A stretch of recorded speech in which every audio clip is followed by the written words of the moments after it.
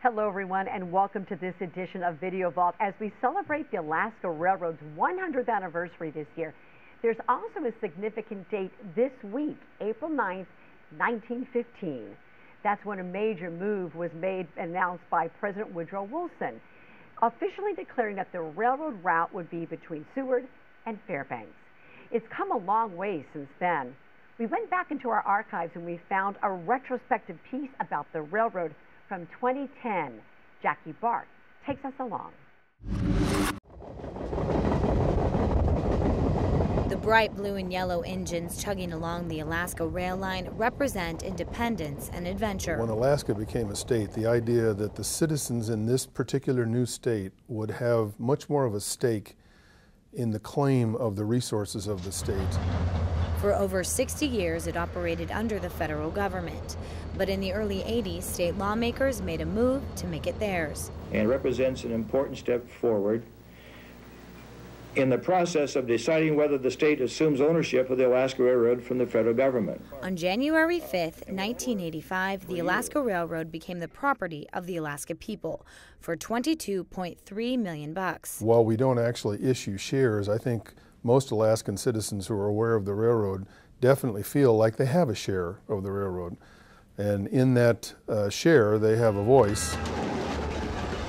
Alaskans inherited 655 miles of track, 38,000 acres of land, hundreds of cars, and in the eyes of many, endless possibilities. I think it's a fantastic idea, and I think it should have happened years ago, because with it in state control, we now have the option for expanding. Alaska needed something like that because of the nature of our state. Very big, lots of resources, and the roads, of course, in those days didn't exist, and so the railroad was a natural, and I think it still serves the same purpose today. The railroad is owned by Alaska Railroad Corp. CEO Pat Gamble says it's the perfect business model. When many railroads ditch passengers from freight, the Alaska Railroad found a way to serve both successfully. Every Alaskan who thinks they have a share of the railroad would agree that I think passenger service for the Alaska Railroad needs to stay exactly the way it is or even get better. By its 75th anniversary in 1995, almost 500,000 people were riding the rails. Well, you can't beat this weather, huh? Well, it's a happy day. You know, it really is. It's we're here in '85 to do the transfer.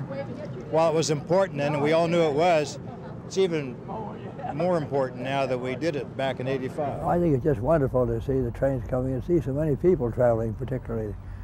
It's a part of the country that people get a chance to see due to the fact that the railroad is here.